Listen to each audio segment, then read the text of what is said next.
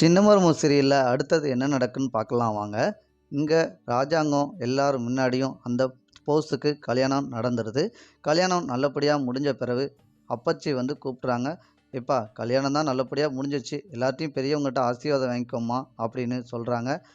"பாட்டியம்மா, நீங்க சொல்றது மாரி கல்யாணம் வந்து எங்களுக்கு வந்து முறையா பெரியவங்க சம்மதத்தோட தான் நடந்திருக்கு. ஆனா உங்க பேரனும் தப்பான விஷயத்துல தான் என்னைய தேர்ந்தெடுத்திருக்காரு. இம்மல இவருக்கும் எனக்கும் அன்புல தான் இருக்கும். ஆனா, எனக்கு எப்ப இவரு கூட மனம் விட்டு நான் பேசுறேனோ, அப்பதான் இவர நான் ஏத்துக்கிடுவேன்." அப்படின்னு அந்த பொண்ணு சொல்லிருது. "இப்படி என்ன சொல்றா?" அப்படின்னு எல்லாருக்கும் தூக்கி வாரி போடுது. இங்கேருந்து நம்ம ராஜாங்கத்திட்ட கேட்காங்க அந்த பொண்ணு. "அங்கிள், நீங்க எதுவும் நான் ஒரு விஷயம் சொல்றேன் கேட்பீங்களா? உன் வாழ்க்கை, நீ என்ன சொன்னாலும் நாங்க எல்லாரும் கேட்டுக்குப்போம்மா, சொல்லும்மா" அப்படின்னு சொல்றாங்க. "இங்க பாருங்க, இங்க எனக்கு வரதட்சணை எல்லாம் குடுத்த இந்த கார்லேருந்து, இந்த இப்போ குடுத்த பணத்துலேருந்து, நகையிலேருந்து எதுவுமே எனக்கு வேண்டாம். எங்க அப்பாட்ட நான் குடுத்து விட போறேன். அதுக்கப்புறம் எனக்கு எப்போ மனம் திருந்தி இவர பிடிச்சிருக்கோ, அப்ப எல்லாத்தையும் நான் வாங்கிக்கிடுவேன்." அப்படின்னு ராஜாங்கத்திட்ட சொல்லியிருந்தாங்க. "சரிம்மா, நீ சொல்றது 100க்கு 100 உண்மை. அவரு உழைச்சு முன்னேறி உன்னைய காப்பாத்துனா எங்களுக்கும் பெருமை தான். ஆனா போஸு இப்படி தப்பு செய்வான்னு நாங்க நினைக்கலம்மா" அப்படின்னு ராஜாங்கம் சொல்றாங்க. இத கேட்ட அங்கிள், "நீங்க எல்லாம் வீட்ல உள்ளவங்க எல்லாரும் நல்லவங்க தான்.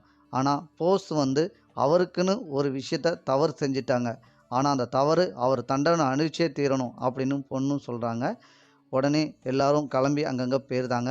இந்த சைடுல பார்த்தீங்கன்னா, நம்ம சாவுத்திரியும் அவ மகளும் சேர்ந்து நம்ம ஈஸ்வரிய நக்கல் பண்ணிக்கிட்டு இருக்காங்க. "இப்ப பார்த்தியா, தமிழ் வந்து நல்லா கொடிசரி ஆயிட்டா. பிடிக்க முடியாதுடி. வீட்ல இருக்கவங்க எல்லாத்தையும் ஏமாத்தி பெரிய மொளகா அரைச்சிட பார்த்தாங்க" அப்படின்னு சாவுத்திரி வந்து தாமரைட்ட சொல்றாங்க.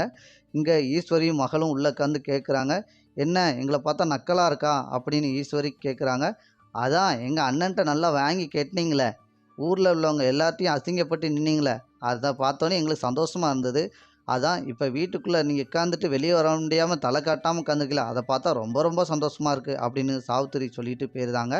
அந்த சைடுல பார்த்தீங்கன்னா, நம்ம சேதுவும் தமிழும் பேசுற மாரி வருது. அதுக்குள்ள அப்பச்சி வந்து நம்ம சேதுட்ட பேசுறாங்க. "சேது, நீ எப்படிப்பா கண்டுபிடிச்ச? வீட்ல இருக்கவங்க எல்லாரும் இத பத்தி யோசிக்க கூட செய்யல. ஆனா நீ மட்டும் கரெக்ட்டா" "இல்ல அப்பச்சி, அன்னைக்கு போஸு நான் ஒரு பதில் சொன்னா, அவன் ஒரு மாத்தி மாத்தி பதில் சொன்னான். அதான் எங்க மனசுக்குள்ள எனக்கு ஒண்ணு ஓடிக்கிட்டு இருந்தது. அதான் கண்டுபிடிப்பேன்னு தோணுச்சு. அதான் கண்டுபிடிச்சேன்" அப்படின்னு சொல்றாரு சேது. இந்த சைடுல அப்பச்சி சொல்றாங்க. "நீனும் தமிழும் எப்போதும் சேர்ந்து வாழ்ந்தா இந்த குடும்பத்துக்கு நல்லது. வீட்ல இருக்கக்கூடியவங்க எல்லாரையும் உயிர காப்பாத்தியிருக்காங்க. அதுவும் உன் அப்பாவே காப்பாத்தியிருக்காங்க. அவள மட்டும் பிரிஞ்சிராத, தமிழ்ல மட்டும் போயிறாதப்பா" அப்படின்னு அப்பச்சி சொல்றாங்க. இப்ப சேது யோசிக்காரு. இவங்க 2 பேரும் சேர்ந்து வாழணும்னு மனசுக்குள்ள உருவாகுது. அடுத்தடுத்த எபிசோட் இப்படிதான் நண்பர்களே போப்போது. இந்த கதை பிடிச்சிருந்தா லைக் பண்ணி